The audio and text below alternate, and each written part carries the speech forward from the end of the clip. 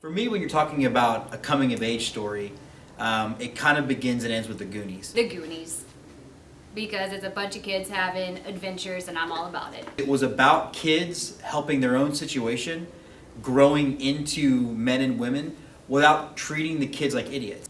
A Clockwork Orange. It's a little left field, but it's just because I watched it recently, and it's kind of awesome because it's coming of age, not in the sense of from a child to an adult, but from someone who doesn't want to accept society into someone who sees what society is and sort of accepting how to exist within that framework. A Walk to Remember, because like the guy who starts out as a total jerk and then he like falls in love with this girl and it's just like really sad and you cry, but it's really good and he's great in the end. The Breakfast Club, because it's amazing and everyone comes of age. Breakfast Club, because I really like how all the people, they're all different, but they meet together and they like become really good friends, and they're all completely different, but it works out for them. My favorite coming of age movie is Now and Then. Now and Then. Because I relate so much to all of them. Well, especially Teeny, because I still do the speeches in front of my mirror with my retainer. It's fantastic. This girl who was, didn't know about, you know, what's happening with like sex. She just didn't know. She was so innocent at the time. She was like, she's pregnant now, and so she's like, I need your help. Ferris Bueller's Day Off. Tell us why. Because of all the like monologues he does, breaking the fourth wall. I thought it was hilarious. Are you saying you'd like to break the fourth wall in this movie? Forrest Gump, because,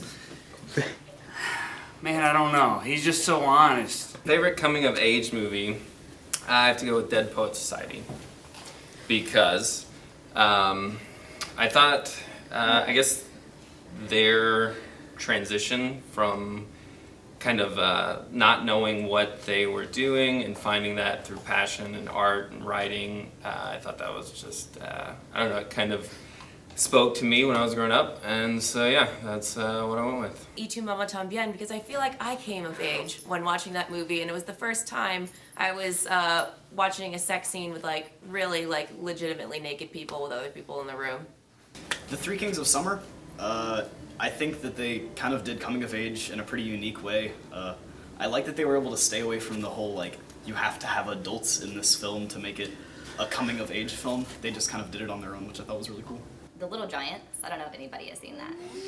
But it had a girl who wanted to play football and all the boys were mean to her, and then her dad was like, no, we're gonna do this, and so they get this ragtag team of people together and they whoop the other team's butt. The Sandlot, because of the way it addresses the way we have these childhood fears that are kind of based in unrealistic fears, and how you grow up and realize that you were wrong. Amazing Matthew Lillard vehicle, SLC Punk. It's probably the best, you know, guy going from this is what I am to oh my god, this is what I really am. The Way, Way Back.